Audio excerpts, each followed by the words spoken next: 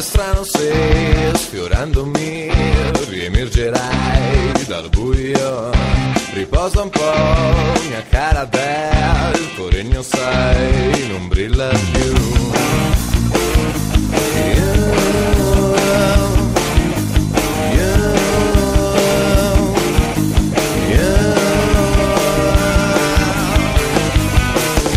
È strano se la nullità si prenderà il gioco di noi, riempie già gli spazi tuoi con spazi di vertigine.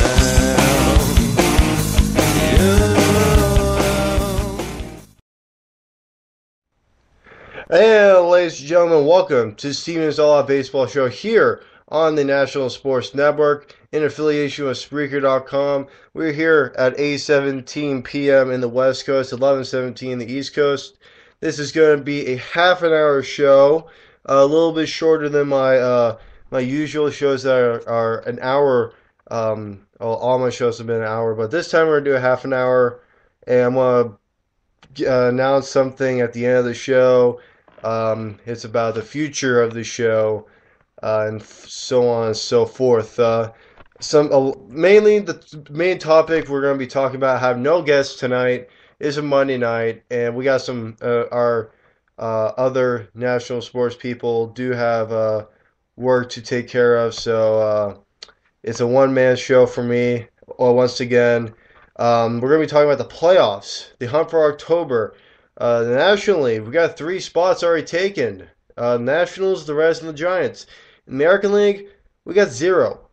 And is that a concern for the teams in the American League that the National League could be a little bit stronger this year? Or does this mean that the teams in the American League are in it to win it more than the National League? We'll be talking more about that.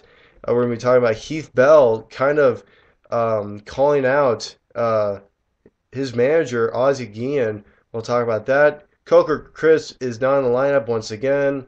And then Josh Hamilton is coming back after his eye vision was very blurry. He couldn't really see. You'll be surprised why that happened.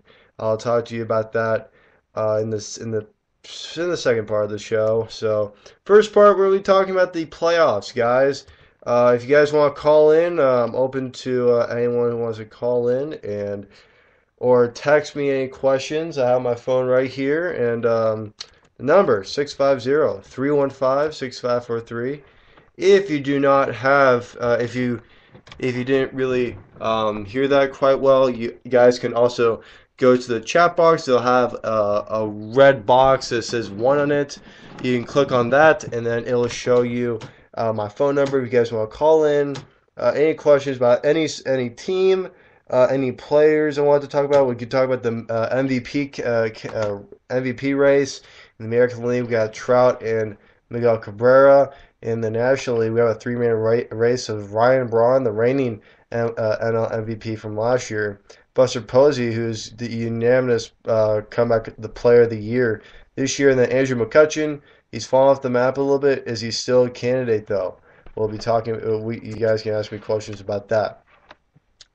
So, National League. Let's talk about the National League playoff-wise. Let's go to the National League East, where the Nationals did clinch a spot, but they have not clinched the NL East just yet. Atlanta is still 5 games back.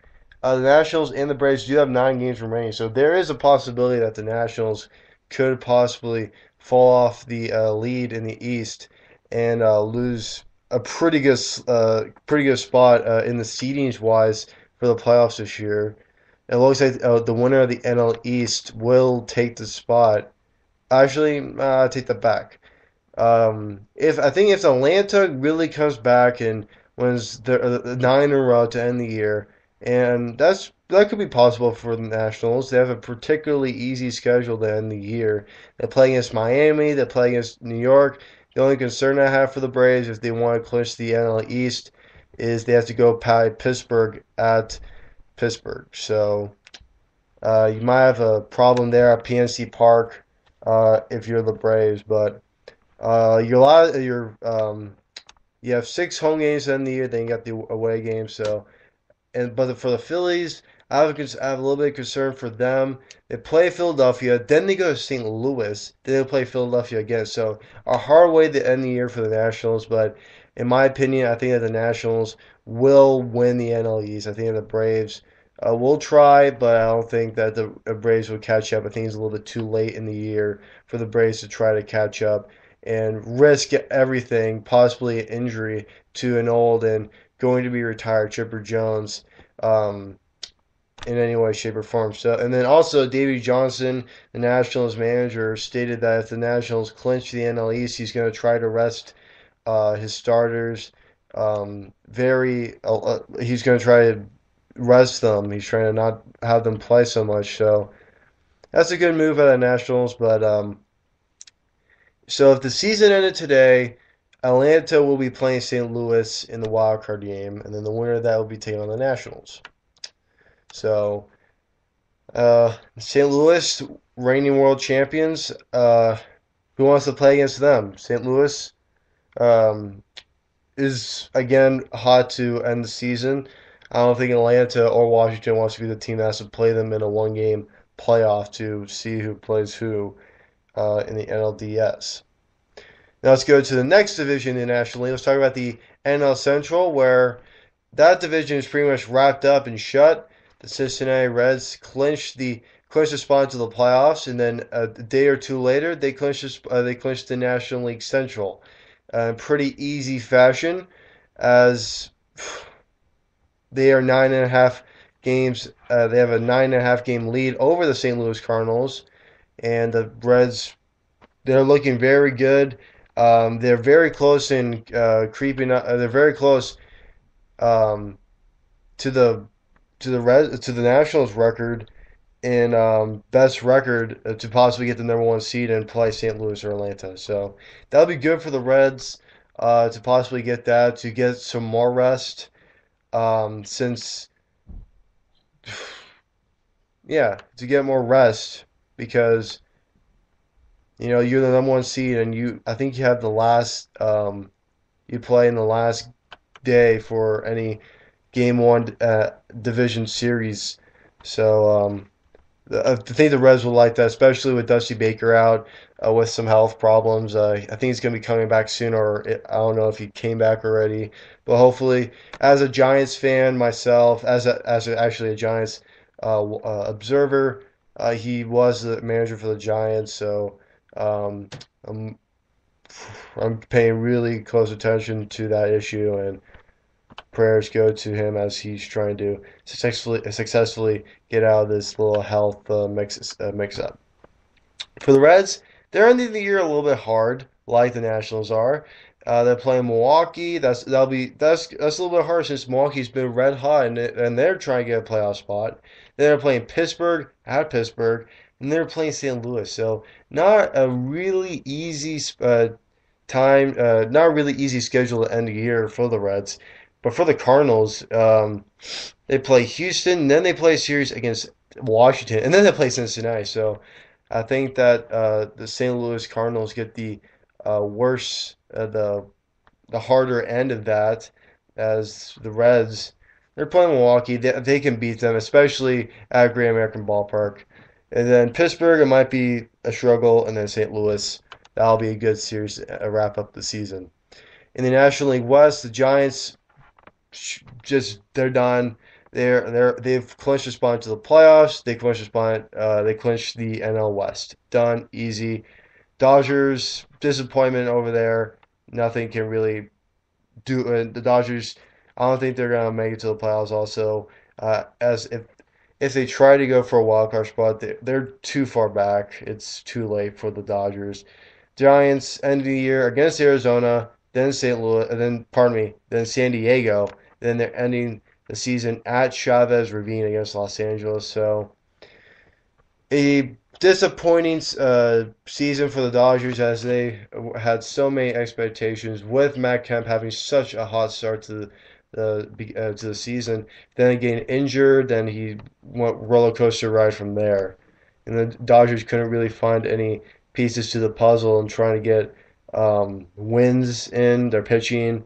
Clayton Kershaw is probably the only consistent pitcher on their roster. You had Chad Billingsley, who was injured once before, and now he's injured and out. You have Chris Capuano, who is 11-11 on the season. Joe Blanton, who was picked up um, during the trade deadline, or it was during it was a waiver trade.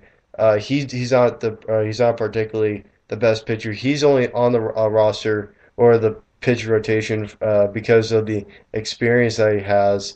So let's transition to the American League. Um, let's transition to the American League as the Yankees. Their magic number is 8 to clinch the American League East, and that's a long time. And that magic number 8 is the same number of games that the Orioles have remaining for the rest of the season. So the Yankees have a little bit of a. The Yankees play Minnesota. That's going to be easy. If that isn't easy for the Yankees, they lose. That's a shocker. Baltimore is behind a game and a half. They have the best opportunity right now, not just a couple weeks ago when they were first place in the AL East. They have the best time right now because they're playing five straight home games. Yeah, five straight home games at home. Toronto, and then a three-game series against Boston. This is the best time. Those teams are good. Toronto's in fourth in the AL East, and guess who's in fifth and dead last? Boston. So this is the best time for the Orioles to catch up on the Yankees and regain the lead that I think they should have as a very competitive team with a good pitching staff, a very underrated pitching staff, very underrated lineup with Mark Reynolds, who strikes out a lot, but I love his power to all sides of the field. And then Adam Jones, he could possibly be an MVP candidate someday if he just goes over the chart, just amazing for a season or two. And then for the Rays, they're 6 games back. If they do lose their next 2 games, they will be officially out of any possible American League spot and possibly out of any wildcard spot right now. Because it looks like Oakland, if the season ended today, Oakland and Baltimore will be playing each other in the 1 game playoff. So it does not look good for the Rays as they were trying to catch up to these two teams. They were close to them. I think the slimmest margin of games back that the Rays had to the Yankees or the Orioles was 3. Now they're back at 6, and that's very unfortunate for Tampa Bay. In their season, and they're ending the season a little bit hard. They're finishing a series against Boston at Fenway. Then they're playing against the White Sox. Then they're playing against Baltimore. So not a lot, not a particularly hard schedule to end the year for the Rays. In the AL Central, let's go to Chicago, where their magic number is 9, and that's the same number of games the Tigers and the White Sox had. So the Tigers and the White Sox are not playing each other for the rest of the season. That's a good thing. The bad thing is that they're playing terrible teams. They're not playing good teams. The Tigers, from their schedule right now, it looks like they have the best possibility of taking over the White Sox because the Tigers, 3-game series against Kansas City, 3-game series against Minnesota, 3-game series against Kansas City. They seem like they have the best chance of taking over the White Sox and the White Sox clinching the American League Central because Chicago has to play Cleveland, which will be easy, but they play Tampa Bay. You don't know what you get out of Tampa Bay. They play against Cleveland again. So the White Sox could possibly slip off, and if this goes to a 1-game playoff to decide who wins the AL Central, it might happen. And this isn't the first time as this might happen in a 6-year span. Remember that Minnesota and Detroit played at the Metrodome in 2008 or 2009 to see who played the Yankees, and Minnesota won in extra innings. That was a really great game. I can see that happening here once again in the AL Central. That'll be a very intriguing game to watch to see who gets the American League Central spot and who plays the Yankees if the season ended today. And we'll go from there. The American League West, the Rangers' magic number is 7. Oakland's only 4 back.